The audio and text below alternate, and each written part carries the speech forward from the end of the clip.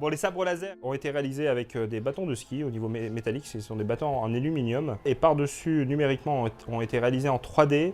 3D permet justement d'avoir cette notion, on va dire, tridimensionnelle. Lorsqu'on est près, c'est plus large. Lorsqu'on est derrière, c'est un peu plus fin au niveau du sable. Donc tout ça a été traité image par image.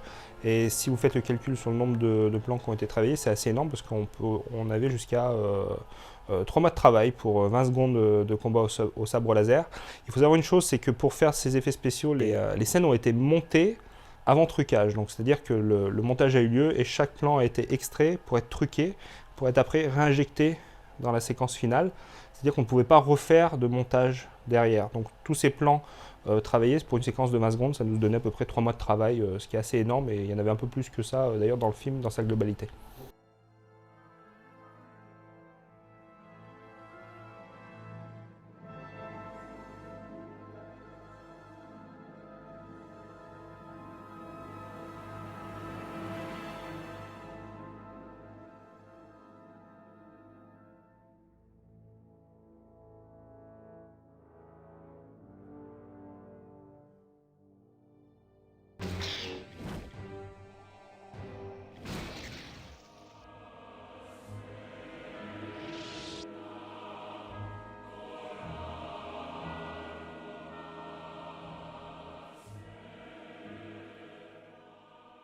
Dans cette scène du Conseil Jedi, plusieurs techniques d'incrustation et 3D ont été utilisées pour faire la scène. Tout d'abord, le personnage acteur de créature 3D, avec un sac en plastique vert sur la tête, va disparaître de l'écran, ainsi que les matelas qui ont absorbé la chute de l'acteur et du cascadeur.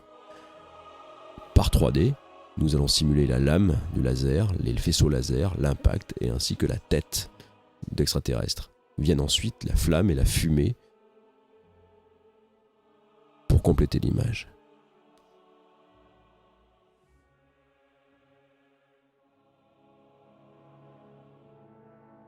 Plusieurs objets apparaissent, donc un tapis qui va cacher le sol, également des ombres portées et des frises qui améliorent le rendu visuel de cette scène. Voici les différentes étapes de la création de la tête. Tout d'abord un objet filaire qui se déforme.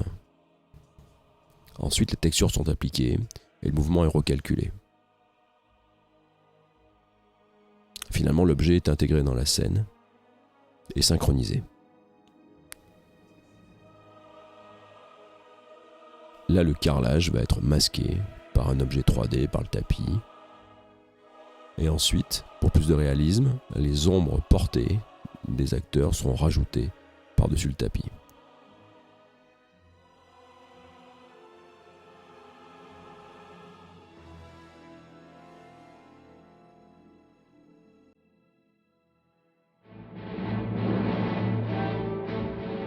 Dans cette scène où Dark Vador, fidèle vassal de l'empereur, s'agenouille devant lui, l'acteur a été filmé sur fond bleu. Également a été réalisée une scène en 3D, un décor tridimensionnel, dans lequel Dark Vador est incrusté.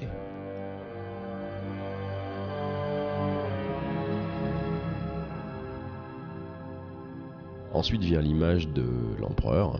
L'acteur a été filmé toujours sur un fond bleu, il parle, et on va rajouter systématiquement des filtres et des déformations pour donner à l'image un aspect d'un hologramme qui tressaute. Que voulez-vous, mon ami?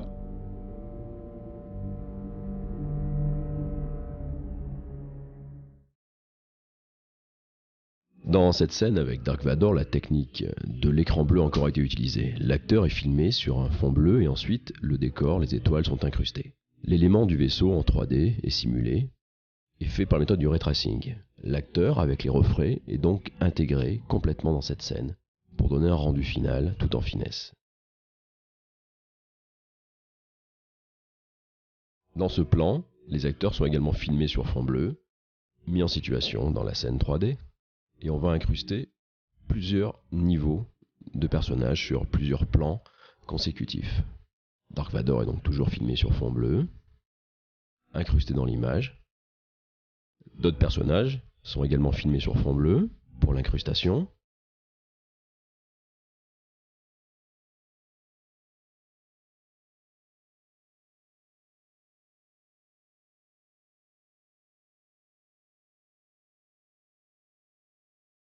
Les acteurs sont ici filmés sur fond bleu. Également les Stormtroopers qui vont faire constituer un autre plan de l'image vont être filmés sur fond bleu. Le tout va être incrusté dans un objet 3D qui va représenter l'intérieur du vaisseau spatial.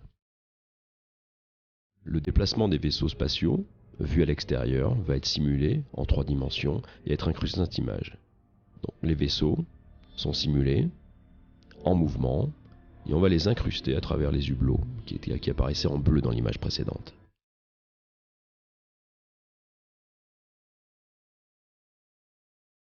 Ensuite, plan par plan, les acteurs vont être ajoutés avec des effets pour faire une scène finale. Les acteurs sont mis à l'échelle dans le vaisseau et constituent le plan principal de l'image. Les Stormtroopers vont être ajoutés dans un premier plan pour donner toute la dimension de l'image. Des effets visuels tels que les ombres portées sur le vaisseau ou les reflets dans les hublots vont être ajoutés. Également, une technique de flou simulant la focale de la caméra va être utilisée pour permettre de faire ressortir le plan principal.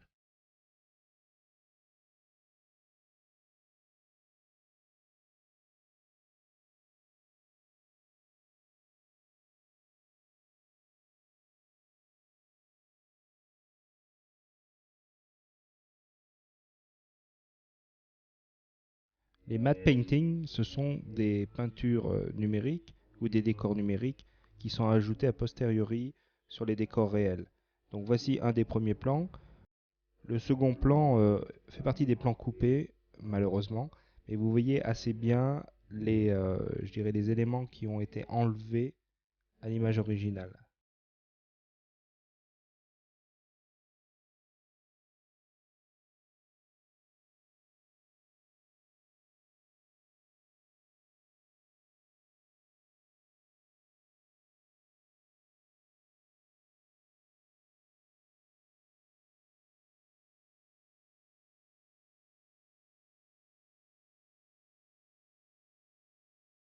Dans la scène de l'entrepôt, la technique issue de ces ordinateurs du matte painting, technique très souvent utilisée dans les premiers épisodes de Star Wars, était utilisée. Une scène fixe est réalisée en 3D et elle est ensuite appliquée sur la véritable scène de l'entrepôt. On a donc un fond réalisé par ordinateur dans lequel évoluent très naturellement les personnages. Contrairement aux scènes avec écran bleu, l'incrustation ici se fait par-dessus. Et il y a une fusion des personnages dans l'image. Pour le plan de l'œil de Dark Vador, nous avons filmé l'œil de Jacques, maquillé avec un léger travelling arrière. Et c'est ce plan qui va servir à l'image définitive. Donc voici le plan de Jolan qui va être incrusté dans l'œil de Jacques. Après nous allons voir le travelling du casque qui sert à la suite de ce plan.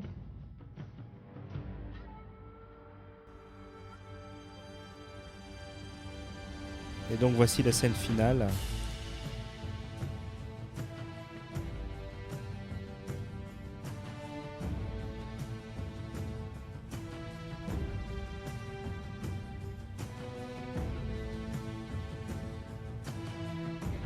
Donc les plans d'effets spéciaux réalisés avec les X-Wing, ici nous voyons looping avec une légère vibration de la caméra pour lorsqu'il était poursuivi par un TIE Fighter et qu'il essayait de s'en défaire. Donc derrière était réalisé un plan tridimensionnel avec les mêmes vibrations avec des explosions à l'arrière-plan. Après, des flashs et d'autres explosions ont été rajoutés par-dessus pour donner un peu plus d'intensité à l'image. Et le dernier plan est avec des lasers réalisés au tout premier plan afin de donner encore plus de dynamisme. Donc voici l'aile de l'X-Wing qui a été rajoutée. Et après le plan qui vient d'être tourné donc avec looping. Et nous voyons quasiment le plan définitif que vous verrez dans le film un peu mieux finalisé.